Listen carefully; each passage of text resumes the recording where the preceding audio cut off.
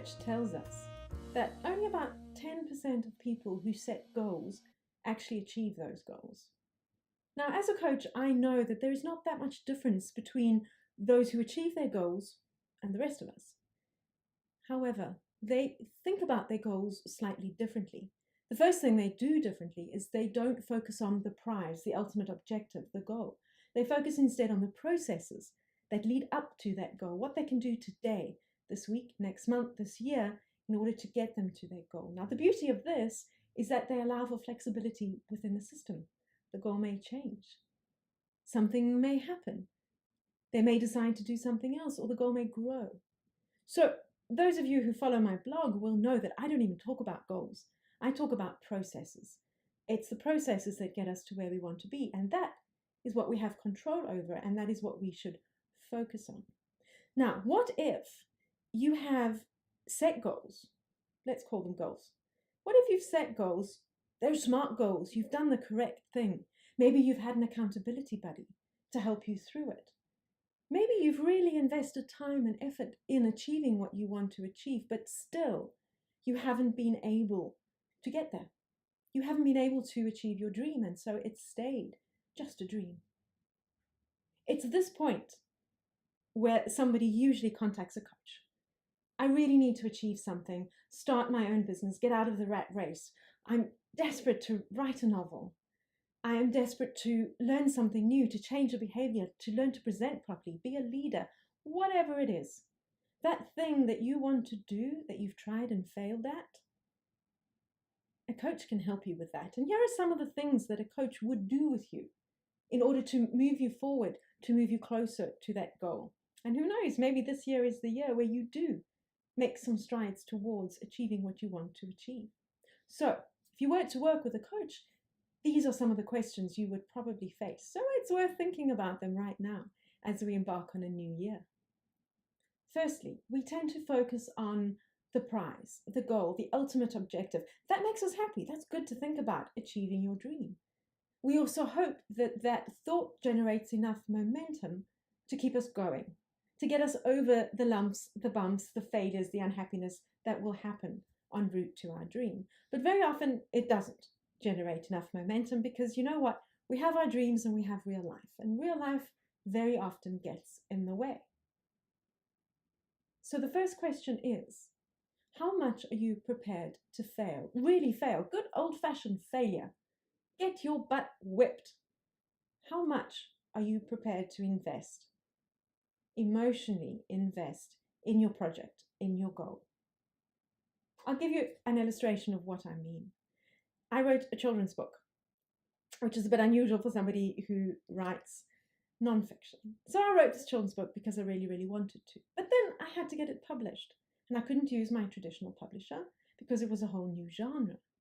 So I thought, okay, I will go and find a new agent and a new publisher, not realizing how very difficult it is. But I also knew how to set processes, and I also knew how important it was to invest in failure and understand failure. So I have a lovely chart up in my study where I plot every single rejection letter that I get for that little book. And my goal is to get at least 50 rejection letters. Firstly, that's going to be a great story when it eventually gets published. But more than that, every time I get a rejection letter, I don't see it as the end. I see it as part of the failure process. So I get another tick on my board. That was number 7. That was number 8. Secondly, what do you learn from each and every failure? It's not just going, okay, well, I need to do this differently, but every time you get that note, that rejection, once you get over the emotional response to it, you sit down with it and go, okay, did they give me a nugget of information? Did they tell me they didn't like this bit? Or they couldn't identify with the characters? What was it that they didn't like? And what can I learn from that? So eventually, if I get to my 50 failures and I've actually continued to improve based on the information every rejection letter has given me, if I get to my 50 failures, I can then make an informed decision to give up on the project, to stop pursuing the project, or to continue. All right, giving up is no longer an emotional response to this failure, to these rejection letters. It actually becomes a conscious choice. And who knows, I'm very far away from 50 rejection letters, so we'll see where we go with it. But I do know I'm getting much, much better at failure. So ask yourself, how much am I prepared to fail, get rejected, pick myself back up so that I can achieve this particular dream?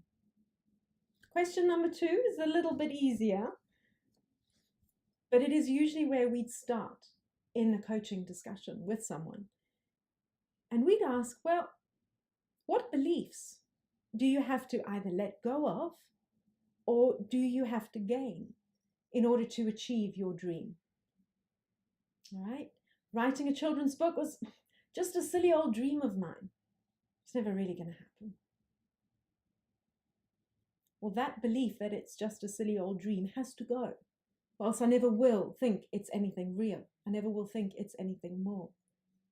Right? I'd love to be promoted, for example. Not me, but maybe you.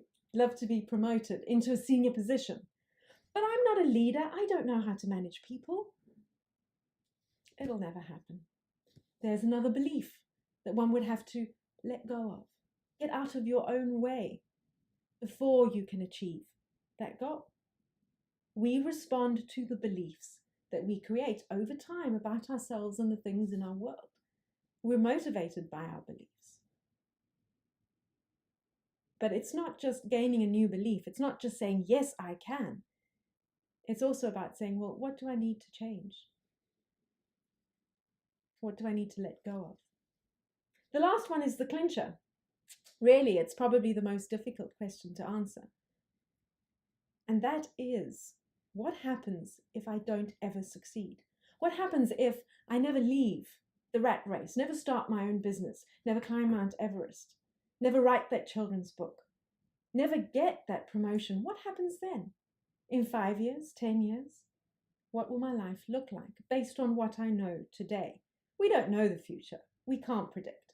But we can sit down and have a good hard look at what happens if we never make that change. And that should be motivation enough to move you forwards towards your goal.